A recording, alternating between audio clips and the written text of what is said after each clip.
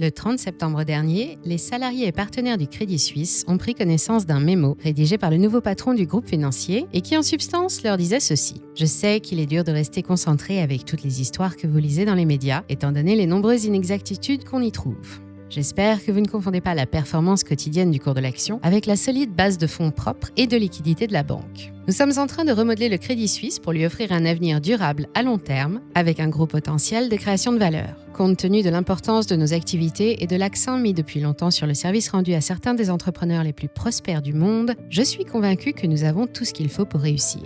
Pas de chance, ce texte enthousiaste censé regonfler le moral des troupes après des rumeurs de dépôt de bilan et donner confiance en un avenir durable à long terme a produit l'exact effet contraire. À l'ouverture des marchés le lundi suivant, le titre du Crédit Suisse a dévissé de plus de 11% en une seule journée, alors que son cours était déjà résolument baissier depuis la crise de 2008. Ulrich Koerner, le nouveau président, a finalement semé une belle panique. Beau travail.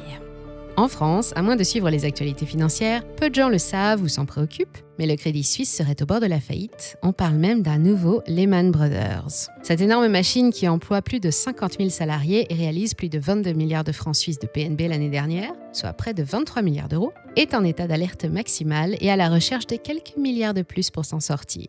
Face à elle, la chute des marchés qui fait aussi plonger d'autres géants de la finance comme la Deutsche Bank ou la Société Générale et dont la capitalisation boursière n'a jamais cessé de s'éroder depuis 2008. Les difficultés qui frappent ces institutions déjà malmenées par l'actualité et la récession européenne font peur. Il ne manquerait plus qu'une faillite bancaire pour déclencher une réaction en chaîne qui plongerait le monde de la finance dans un chaos inédit, pire qu'en 1929. Dans cette vidéo, je vous propose de faire un saut chez nos voisins suisses, histoire de voir pourquoi ces rumeurs circulent, de vérifier si elles sont fondées, et si elles le sont, alors nous verrons avec quelles conséquences et s'il existe des solutions pour se préparer. Car oui, vu le contexte particulier de 2022, ça pourrait bien être pire que pendant la Grande Dépression des années 30. Avant que ça n'arrive, pensez à vous abonner, c'est gratuit, c'est le meilleur moyen de ne rater aucun de nos sujets. Et à ce sujet, merci à tous pour votre soutien, nous avons dépassé les 200 000 abonnés. On est trop contents. En si peu de temps, c'est grâce à vous et à vos partages. Et parce que ce qu'on fait vous plaît, on va continuer avec le même plan de vol, mais en mieux, et ça commence tout de suite. Bienvenue sur Money Radar.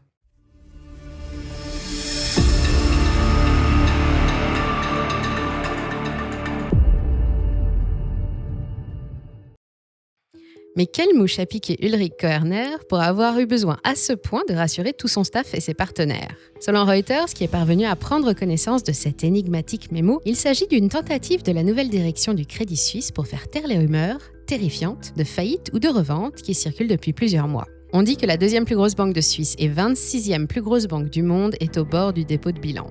Un événement qui provoquerait un cataclysme sur les marchés financiers, exactement comme la faillite de l'américain Lehman Brothers a provoqué la crise mondiale de 2008. Vous comprenez maintenant pourquoi tous les analystes de chez Moody's ou du Nasdaq ont les yeux rivés sur le pays du chocolat.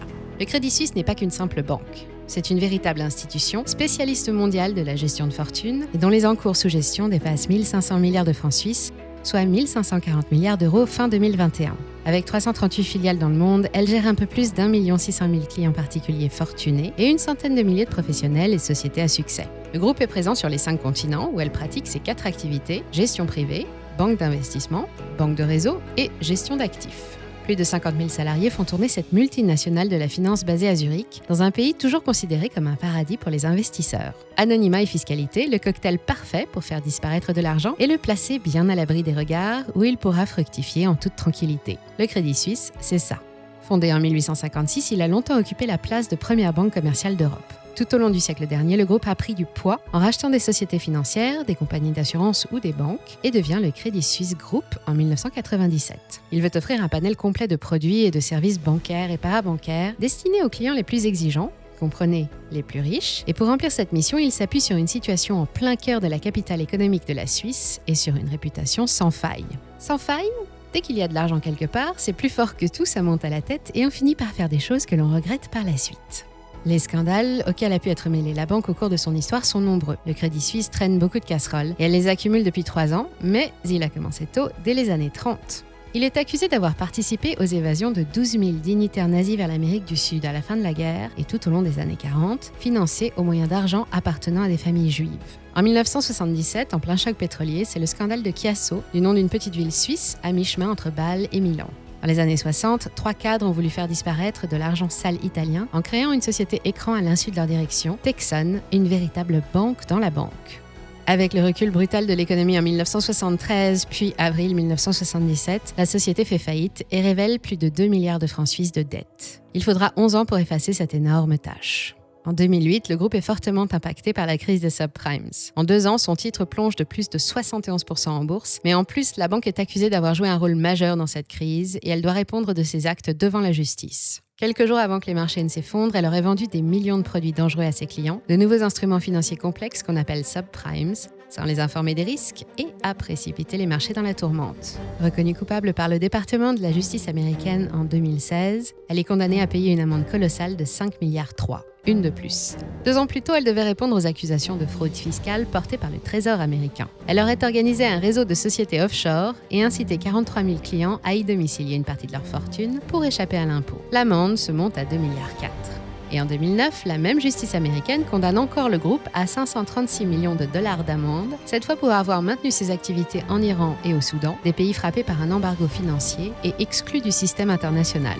L'image du groupe commence à souffrir et les marchés ne lui feront plus de cadeaux. Le Crédit Suisse ne se remettra jamais vraiment de cet enchaînement de catastrophes. Et ses actionnaires n'ont plus qu'à regarder leur patrimoine baisser d'année en année sans rien pouvoir faire d'autre que de maintenir leur confiance à l'équipe dirigeante. Mais ça ne s'est pas arrêté là. En 2021, c'est l'affaire Greensill Capital et elle vaut qu'on s'y intéresse quelques instants. Greensill était un spécialiste de l'affacturage, une technique de financement à court terme très répandue chez les professionnels. Cela consiste à se faire avancer le montant d'une facture par la société d'affacturage, moyennant une petite commission. Bien sûr, il faut que le débiteur soit solide, car c'est lui qui va ensuite payer la note et rembourser directement la société d'affacturage. Les factures émises sur des clients en difficulté financière ou de mauvaise qualité ne sont, normalement, pas acceptées. Et pour un professionnel qui a la chance de travailler une clientèle de qualité, c'est une technique courante pour mobiliser rapidement de la trésorerie. Évidemment, proposer des services d'affacturage, c'est plus ou moins risqué, mais avec l'aide du Crédit Suisse, Greensill est parvenu à trouver un moyen imparable de diminuer le risque. Revendre une grosse partie de ses créances, les plus douteuses, sous forme d'actifs financiers négociables. On appelle ça titriser. C'est exactement le même principe que les subprimes. On prend un paquet de dettes, on le ficelle comme un rôti, on lui colle une étiquette avec « placement à haut rendement » écrit dessus et on le vend aux investisseurs amateurs de sensations fortes. Mais le Crédit Suisse ne conserve pas non plus ses produits structurés douteux. Il les inclut dans ses propres produits qu'il revend ensuite à sa clientèle, encore une fois sans l'avertir du risque, et tant que tout va bien, il ne se passe rien. Fondé en 1991 et valorisé à plus de 7 milliards de dollars en 2021, grâce au soutien de la banque helvétique, Greensill était devenu le spécialiste international de ce type d'opération. Son surnom, l'Amazone du fonds de roulement. Elle comptait parmi ses clients de grands noms comme Vodafone, Coca-Cola, les aciéries Ascoval, des communes, des fonds de pension et même des régions. La crise sanitaire et les impayés en cascade ne lui ont laissé aucune chance. Et aujourd'hui, les principaux financiers de la société réclament des milliards de dollars d'indemnités suite au dépôt de bilan du 8 mars 2021. J'entends d'ici les plus avisés d'entre vous me poser la question. Mais il n'était pas assuré contre ce type de risque ? C'est vrai, pour se protéger des renversements de marché, il existe des solutions d'assurance qui permettent de se couvrir contre les revers. Les produits Greensill étaient assurés à hauteur de 75%, ce qui limitait drastiquement les pertes, mais pas de chance, l'assureur, un japonais, Tokyo Marine Holdings, a refusé de renouveler le contrat en juillet dernier et le pire est arrivé. Vous en voulez encore ? Souvenez-vous d'Archegos, le hedge fund américain qui a fait faillite l'année dernière. Nous vous en parlions ici même sur la chaîne. Son président, le sud-coréen Bill Hwang, a reçu le prix spécial du bouillon en bourse le plus violent de l'histoire, 20 milliards de dollars, parti en fumée en à peine une semaine. Et il est aujourd'hui poursuivi pour avoir manipulé les cours et abusé ses partenaires et des clients. Et qui a financé le fonds de Bill Hwang ? Le Crédit Suisse n'est pas seul dans l'histoire, mais le groupe a prêté près de 5 milliards les yeux fermés à Archegos, 5 milliards perdus. Évidemment, les marchés réagissent encore à la nouvelle et en un mois, l'action Crédit Suisse perd 23%. Il serait peut-être temps de faire quelque chose. Et quand éclatent les Swiss Secrets en février dernier, c'est le coup de grâce. Les Swiss Secrets, c'est un vaste système d'évasion fiscale et de blanchiment d'argent louche par lequel auraient transité plus de 100 milliards de dollars appartenant à 30 000 clients de la banque, des hommes d'État et des hauts gradés des forces armées jordaniennes, syriennes, yéménites et égyptiennes. Selon le Financial Times, la banque aurait aussi accordé près de 2 milliards de dollars de prêts à des ressortissants russes proches de Moscou, là encore en dépit des sanctions internationales qui pèsent sur la Russie. Bon, je m'arrête là, vous l'avez compris, le Crédit Suisse va mal. Il paye pour ses méthodes discutables et ses stratégies qui taquinent sans cesse les limites de la légalité. L'action a perdu plus de 50% de sa valeur en un an, plus de 70% en 5 ans, et entre 2007 et aujourd'hui, près de 95%. On a connu de meilleurs placements. Après une perte de 522 millions d'euros de francs suisses en 2021, les résultats du premier semestre de 2022 sont catastrophiques. 30% d'activité en moins et la perte qui plonge de 729%, pas étonnant que les rumeurs se répandent. Le 1er octobre dernier, un journaliste australien annonce la faillite prochaine et sème le doute d'un tweet.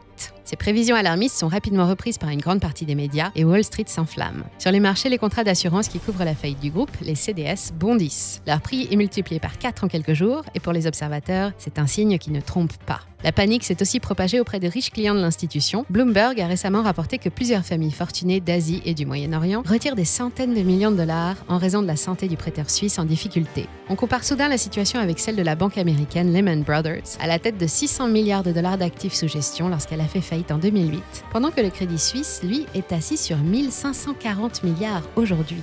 Si jamais le groupe venait à suivre le même chemin, le système financier international ne s'en remettrait pas. Le 31 septembre, Ulrich Körner, tout juste nommé directeur, est obligé d'adresser un démenti écrit à son staff. Dans cette lettre, il parle de l'excellente situation du groupe en termes de fonds propres et de liquidités et invite à ne pas se focaliser sur le cours de l'action. En effet, la banque affiche un ratio de fonds propres de 13,5%, supérieur aux 10% exigés par les autorités financières, et dispose de plus de 90 jours de réserve de trésorerie. Le groupe vient de se doter d'une nouvelle équipe dirigeante ultra qualifiée pour mener ses réformes et vite retrouver son équilibre. À long terme et avec le soutien de sa clientèle, il n'y a aucun risque. Le Crédit Suisse sera toujours là dans 20 ans. Au conseil d'administration, on y croit. La réforme va permettre d'isoler les activités de la banque d'investissement qui plombent l'ensemble des résultats et de se recentrer sur le conseil plutôt que le financement brut. Mais pour le moment, aucune autre information n'est communiquée. Il va falloir attendre la prochaine échéance, le 27 octobre, lors de la publication des résultats du 3e trimestre pour que l'ensemble du projet soit dévoilé. D'ici là, voyons de quelles solutions dispose le Crédit Suisse pour financer son sauvetage et se tirer de ce mauvais pas. D'abord, il y a la Suisse. Le Conseil fédéral ne laisserait pas la 2e plus grosse banque du pays faire faillite en restant les bras croisés. Il y a donc beaucoup de chances pour que le gouvernement mette la main à la poche en cas de besoin, comme il l'a fait en 2018 avec UBS. Pour les experts, ceux de chez Moody's, de Columbus Consulting ou de la Bank of America, c'est une sécurité, mais ça ne devrait pas arriver car les réserves du groupe devraient lui permettre de poursuivre ses activités le temps de lever des fonds. Et quand bien même ça arriverait, alors les actionnaires et les plus gros créanciers du groupe seraient d'abord mis à contribution. Le Crédit Suisse s'est déjà mis à la recherche de quelques milliards de francs suisses pour boucler son budget, entre 4 et 4,5 milliards, une poussière pour n'importe quelle banque internationale, mais là, le groupe est sur la paille. Pour y parvenir, il y a plusieurs options. La vente d'actifs d'abord, mais les actifs lui rapportent et s'en séparer, c'est se priver de futurs revenus. Et puis à l'heure actuelle, les marchés ne sont pas favorables et le résultat de ces ventes pourrait être aussi décevant que les chiffres du 2e trimestre. Autre solution, qu'un autre groupe bancaire majeur rachète son expertise dans la gestion de fortune et l'intègre dans son organigramme. Après la longue dégringolade de l'action, le groupe n'est plus valorisé qu'autour de 12 milliards d'euros, ce qui la met à la portée de pas mal de bourses. Là encore, des rumeurs parlent de la BNP Paribas, qui dispose des liquidités nécessaires, mais qui est aussi française. Et il est peu probable que le Crédit Suisse tombe entre les mains d'étrangers. C'est donc vers une 3e solution qu'on se dirige tout droit, une augmentation de capital par émission de nouvelles actions. Les actionnaires principaux craignent une dilution de leur pouvoir, mais vu la situation, ils ne vont probablement pas avoir d'autre choix. En parallèle, les créanciers actuels étudient les possibilités de restructuration des dettes et aménagent des échéanciers. Enfin, depuis la crise de 2008, les banques situées sur le continent européen disposent d'un fonds spécial, le fonds de résolution unique, auquel elles contribuent chaque année, et qui est disponible en cas de défaillance. Il est donc peu probable, d'une manière générale, qu'une de nos banques dépose son bilan. La Deutsche Bank, par exemple, a donné des sueurs froides au milieu bancaire pendant des années avant de se remettre sur les rails. Alors depuis quelques jours, signe favorable on l'espère, le cours de l'action remonte légèrement et pour certains c'est une preuve que les investisseurs restent à l'écoute malgré les scandales et les difficultés. Cette fois, le Crédit Suisse n'a plus le droit de se tromper. Fini les pratiques illégales ou trompeuses, fini le logo de la banque sur tous les dossiers embarrassants qui fuitent dans la presse. Fini d'ouvrir les robinets à la tête du client, fût-il riche comme Crésus, sans aucun sens du danger, au risque de se voir refuser le renouvellement des contrats d'assurance.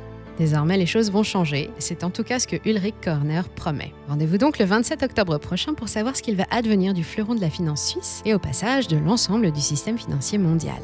Même si la situation est un peu différente, chez Lehman Brothers non plus, on ne croyait pas à la faillite. Et vous ? Que vous dit votre intuition ? Le Crédit Suisse sera-t-il encore là dans 2 ans ? Dites-nous tout dans les commentaires et venez en discuter avec les membres de la communauté sur nos autres réseaux. Et si vous aimez les belles histoires, courez voir ou revoir la vidéo que nous avons consacrée à Bill Hwang et à la faillite d'Archegos. Vous trouverez le lien dans le descriptif. On espère que les quelques minutes que nous avons passées ensemble vous ont été agréables et que vous avez appris un maximum de choses intéressantes. Si oui, n'oubliez pas de vous abonner, de liker et de partager. Et nous, on vous dit à très bientôt sur la chaîne.